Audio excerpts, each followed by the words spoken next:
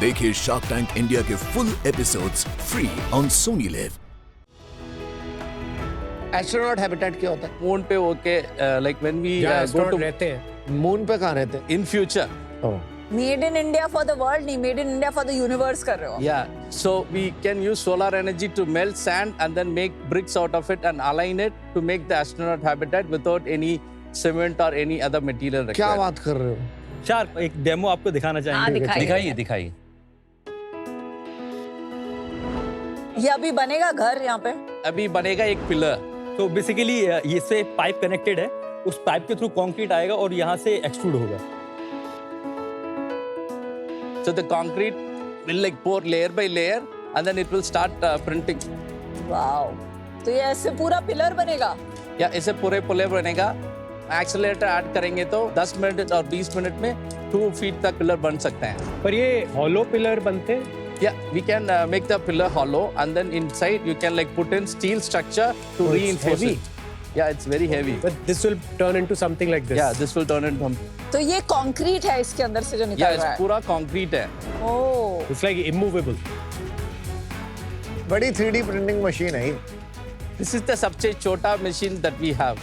Oh, We wow. have like the biggest machine which can like print like 1,200 square feet and 2,400 square feet तो is one. 1200 square feet एक machine print कर सकती है। Yeah, we have like made 3D printed home for Sridhar Membusa. कहाँ पे बनाया आपने? वो उनका घर पे तेनकासी पे बनाए हैं।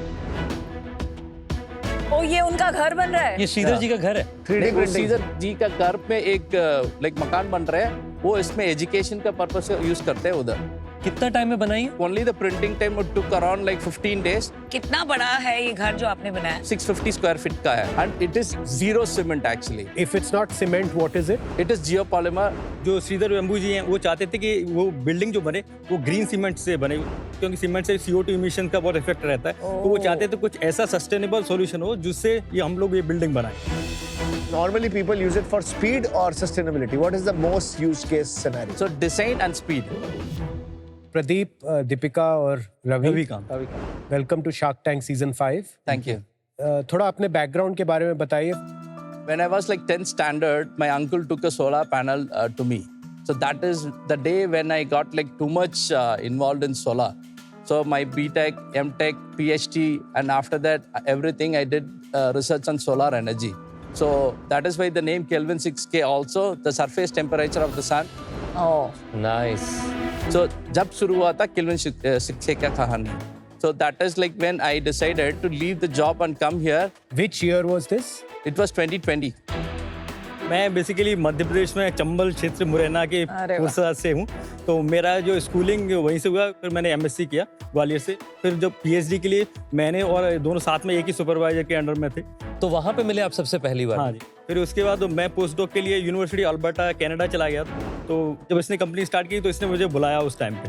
तो मुझे वैसे तो इसमें कोई इंटरेस्ट नहीं था, स्टार्टअप कल्चर में मेरे को बस प्रोफेसर बनना था। तो मैंने इसलिए लेकिन सोचा कि जाके देखूं कि स्टार्टअप होता क्या। तो then I got interested in it. Amazing. And Deepika? I did my engineering in electronics and communication.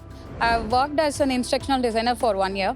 And after I got married, I started working with my husband. husband is Pradeep. Yeah. Okay, just making sure. There are 2 men here. देखिए shark tank India के full episodes free on Sony live.